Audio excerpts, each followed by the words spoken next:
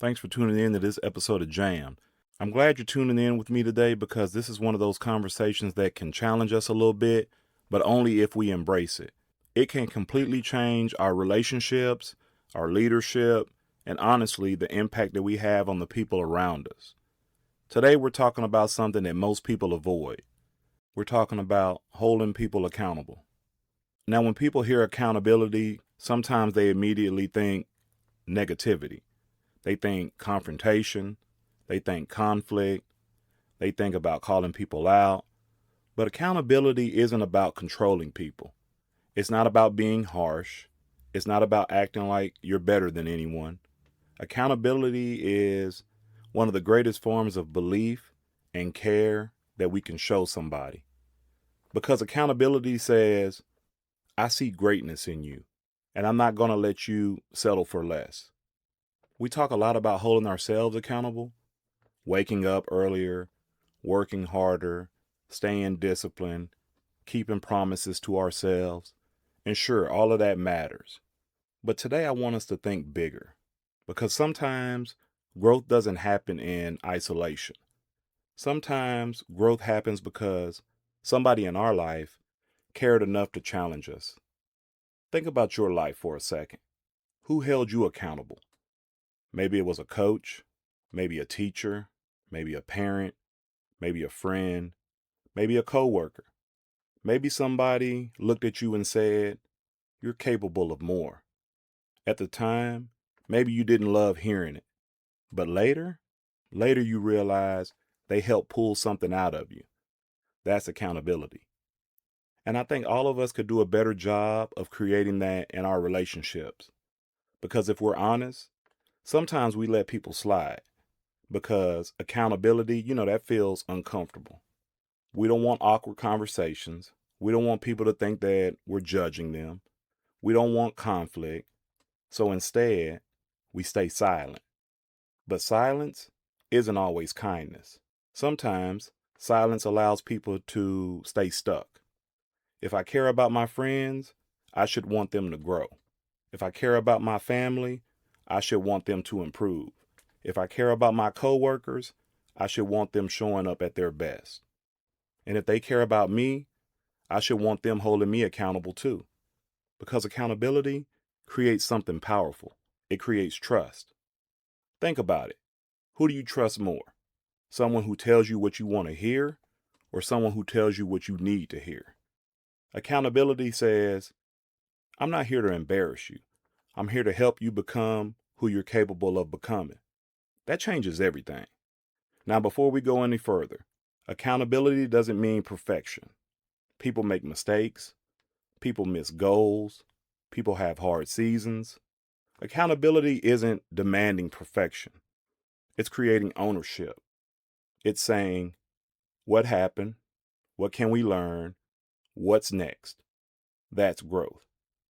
So let's talk about a few practical ways that we can become better at holding people accountable.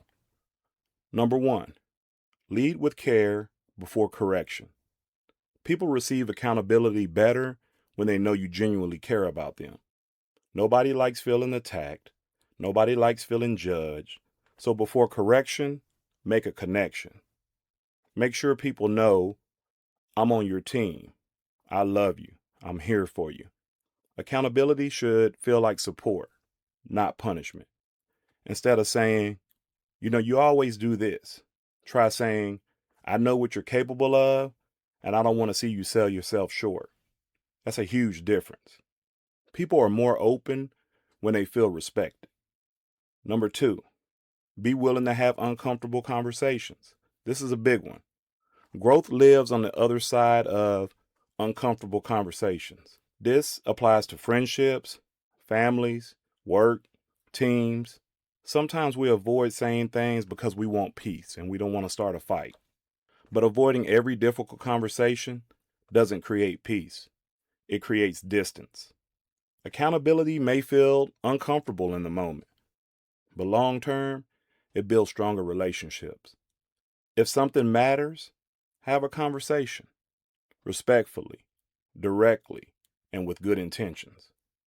Number three, focus on standards, not emotions. Accountability becomes unhealthy when it's based on moods. Healthy accountability is based on standards. What do we agree to? What goals are we trying to reach? What kind of person are we trying to become? If somebody commits to showing up, help them show up. If someone says they want to improve, help remind them. Keep the standard consistent because consistency builds trust. Number 4, celebrate growth, not just correction. One mistake people make, they only speak up when things go wrong. But accountability also means recognizing, progress. Notice some improvements. Celebrate effort. Point out wins. Tell people, I see your growth. I see you doing big things. Tell them things like that. Because people respond better when accountability includes encouragement. Bring out greatness, not guilt. Number 5, give people permission to hold you accountable too. This one may be the hardest. Ask people, what am I missing? What can I improve? Where do I need to step up? Because accountability isn't one directional. It's mutual growth. The strongest leaders, the strongest friendships, the strongest families, they create an environment where everyone can speak truth.